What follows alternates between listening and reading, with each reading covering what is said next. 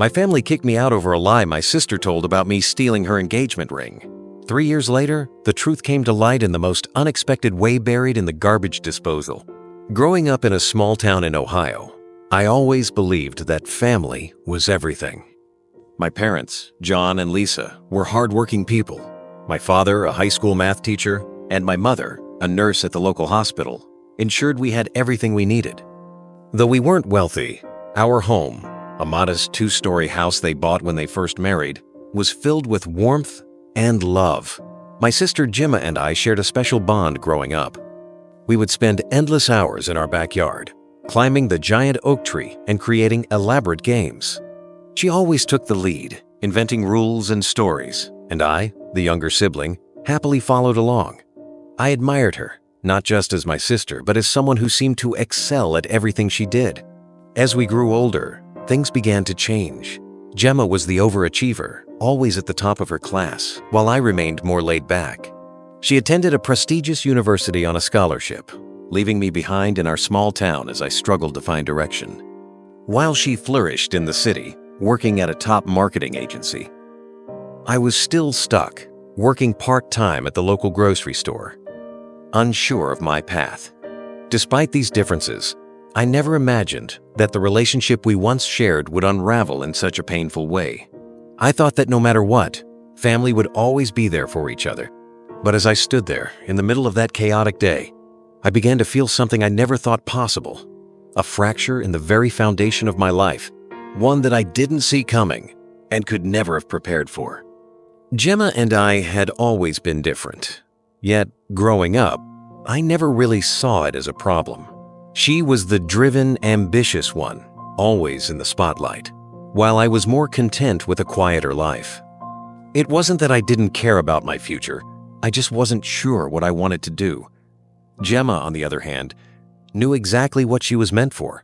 She was the star of the family, excelling in school, leading the debate team, and by the time she left for college, I couldn't help but feel like I was being left behind.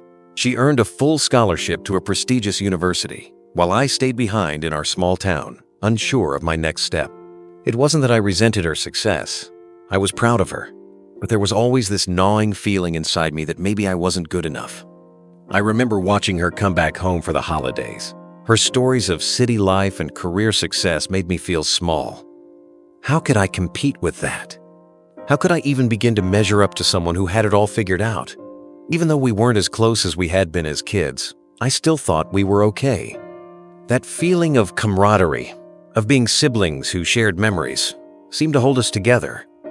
But what I didn't realize was how much distance had grown between us, not just physically, but emotionally. She had become a person I couldn't reach anymore, someone who had become a stranger in the same house, and I, the person left behind, quietly fading into the background. It was an ordinary Tuesday afternoon, or at least it started that way.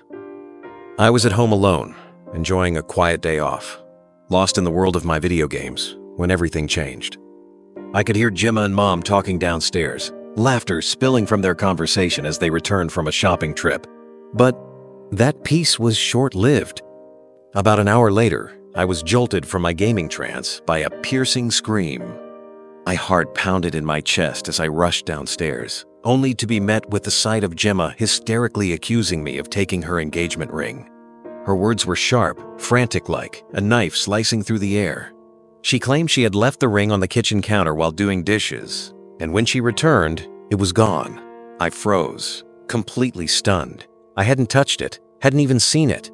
But Gemma wouldn't listen. Her eyes were wild, her voice shaking with accusation as she repeatedly screamed, "You're the only one here! It must be you!" Her words cut deeper than I expected. She even suggested that I was jealous of her life, her success, and wanted to sell the ring to escape. How could she say that? How could she believe such a thing? The words hit me like a slap in the face.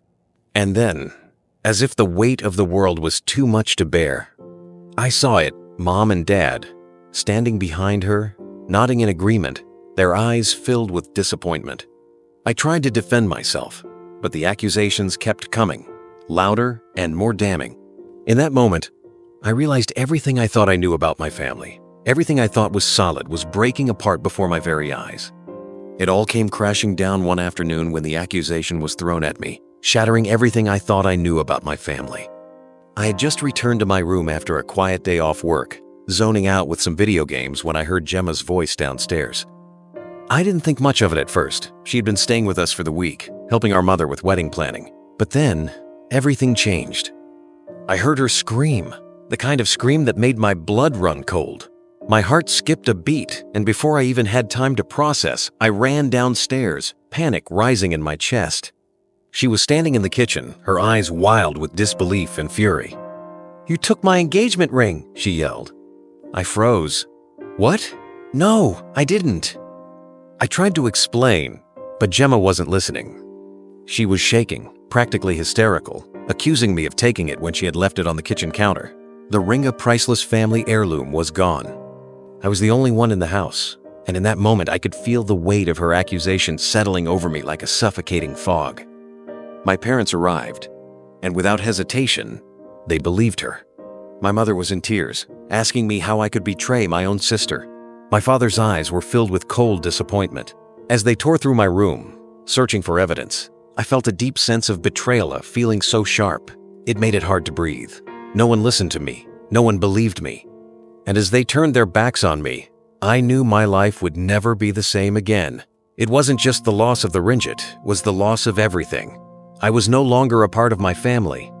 After being kicked out, the reality of my situation hit harder than any punch I had ever taken. I had nowhere to go, no one to turn to, and my entire world seemed to crumble beneath me.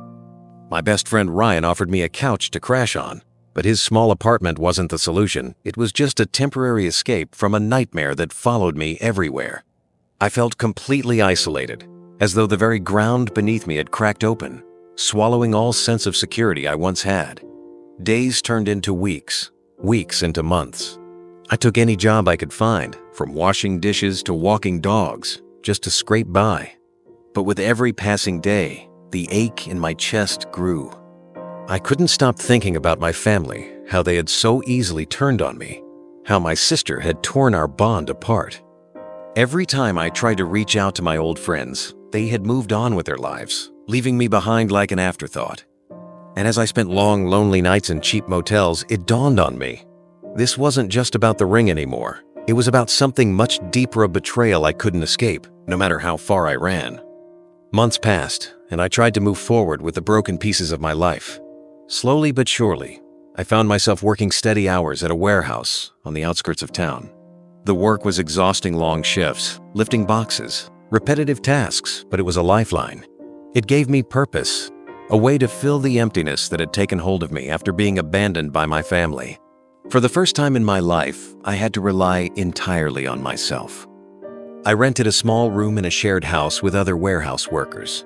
It wasn't much, but it was mine. I started to rebuild, piece by piece. The sorrow that had once crushed me, suffocating my every breath, began to give way to a hardened determination. But no matter how much I tried to focus on my work and school, I couldn't shake the anger that simmered beneath the surface. The family that I had given everything to had cast me out without a second thought. How could they not have believed me? How could they so easily side with Gemma, knowing what I'd done for them, knowing the kind of person I was? My heart burned with the injustice of it all. I avoided every family gathering, every holiday, every attempt at contact. It wasn't that I didn't miss them. I did, but I wasn't ready to face the betrayal. Not yet. Not until they truly understood the cost of their actions. Then, 3 years later, the phone call came, the call that would change everything. 3 years had passed since I was forced to leave my family, and in all that time, I had built a life from the ground up and without them. It wasn't perfect, but it was mine. I had a steady job. I was taking online courses, and I had made new friends who supported me in ways I never thought possible.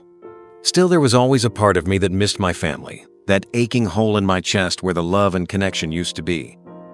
That's when the call came. At first, I hesitated, unsure of whether it was even worth picking up, but something made me pause, something deep inside that still wanted closure, still wanted answers. My father's voice on the other end of the line was tentative, as if unsure of how to approach the conversation after all this time. He told me that the engagement ring had been found. Gemma had accidentally dropped it into the garbage disposal while doing the dishes. For a moment, I was speechless.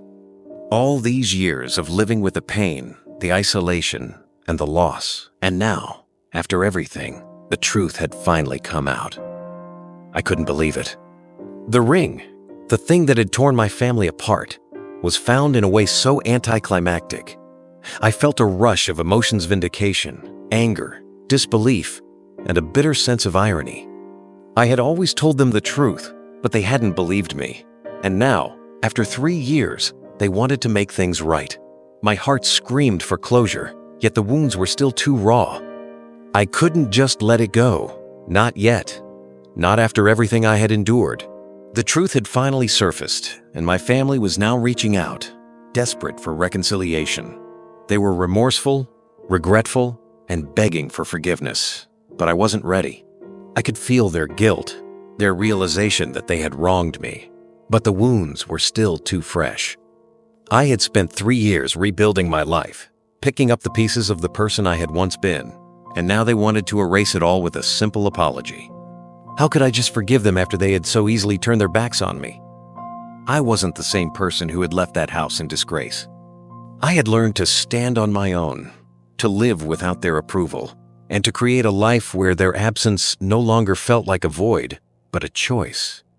Yet, despite the anger, despite the betrayal, a small part of me still longed for the family I had lost.